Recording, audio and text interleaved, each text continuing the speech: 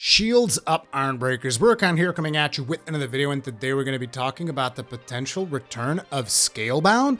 And I can hear what some of you guys are saying already. You're going like, look, Burkan, Scalebound was canceled all the way back in 2017. Okay, dude, you need to move on with your life and just let it go. Okay, just let it go, dude. And here's what I got to say to you.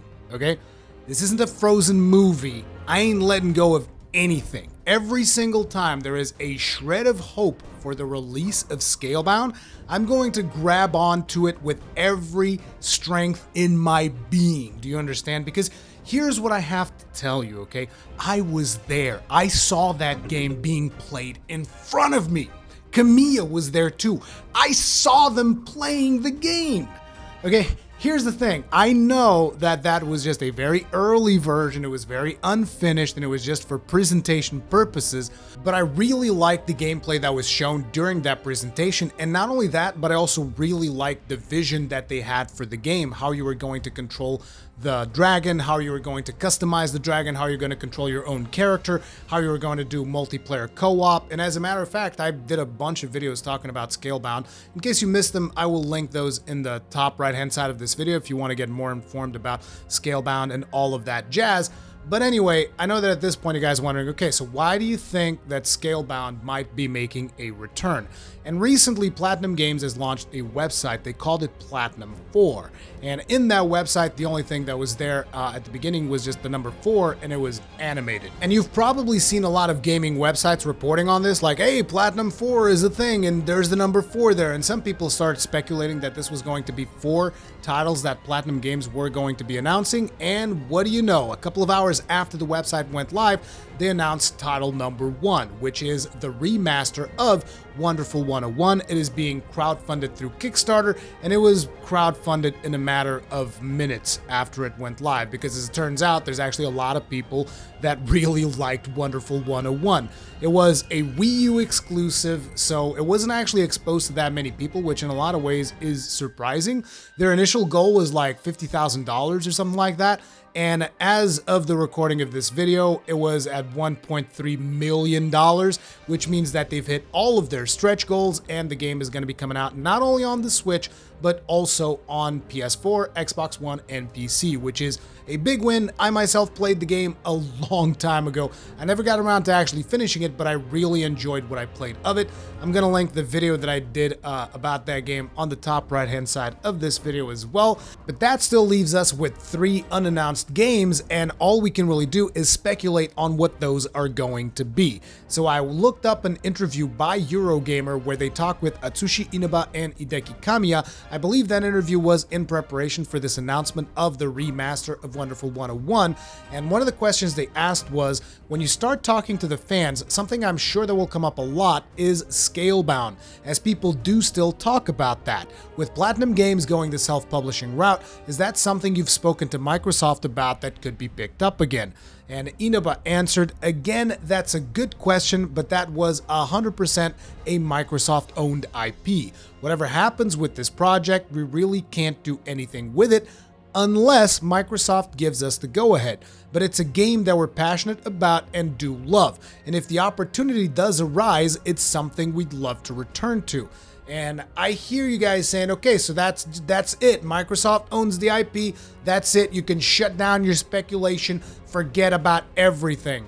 But here's what you guys got to keep in mind. And it's very interesting that the first title they decided to reveal is Wonderful 101, because Wonderful 101 is also owned by Nintendo. And Nintendo basically gave them the go-ahead to, do whatever the hell you want with it, because the game was not that successful, right? So if Nintendo is willing to play ball with Platinum Games to let them self-publish this quirky title that they've done in the past, which was an exclusive for Nintendo, why couldn't Microsoft potentially do the same? I mean, Microsoft has actually been doing quite a few pro-consumer moves. I mean, if you look at Game Pass, that's widely considered by a lot of gamers to be a really good deal if you don't have like an established games library, right?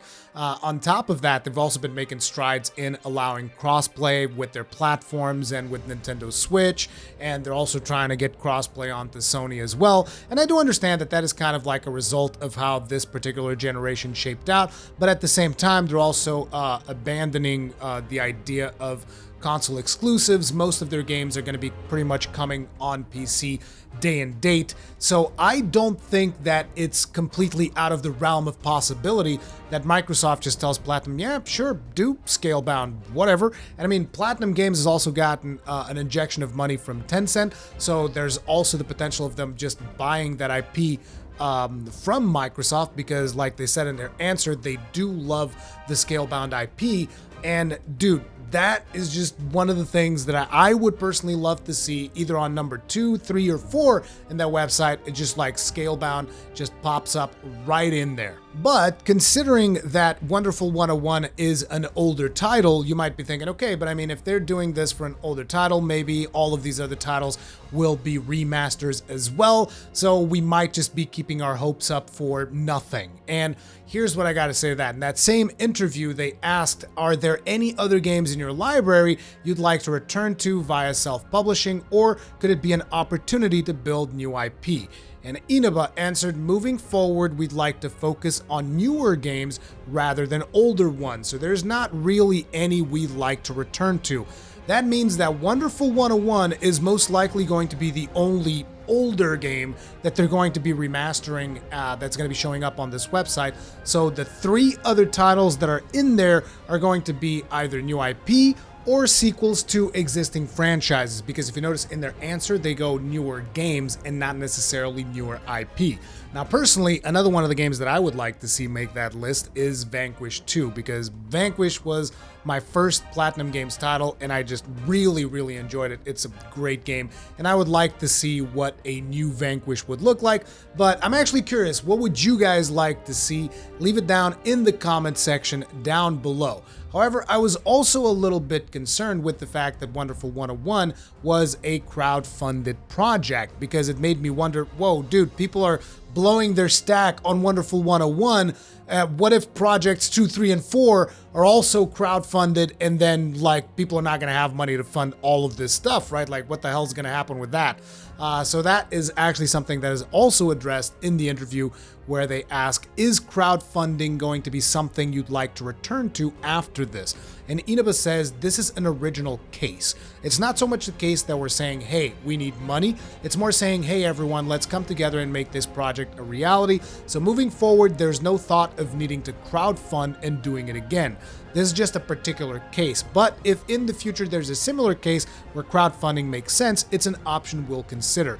So it seems to me that this was mostly because they consider that game to not have been as successful as they would have liked, so they consider it to be somewhat of a risk. So instead of risking their own capital, they decided to go the crowdfunding route and like, hey, let's see if there's interest in remastering this thing. And as it turns out, there was quite a bit of interest. Now, I am well aware the day might come where title number 4 is revealed and Scalebound might not be anywhere in the website. And that would make me really sad, because the gameplay that I have seen, the gameplay that we have seen, because since the time that I went to that particular presentation, they also revealed the 4-player co-op multiplayer, and it looked friggin' sweet. Like, I don't know. What do you guys think? Let me know in the comment section down below. Thank you all very much for watching. If you enjoyed this video, hit it up with the like button. It really helps out. If you usually enjoy my content, subscribe, hit the bell notification icon, all of that good stuff. And I'll see you guys in the next one. Stay strong, and may your shields never break.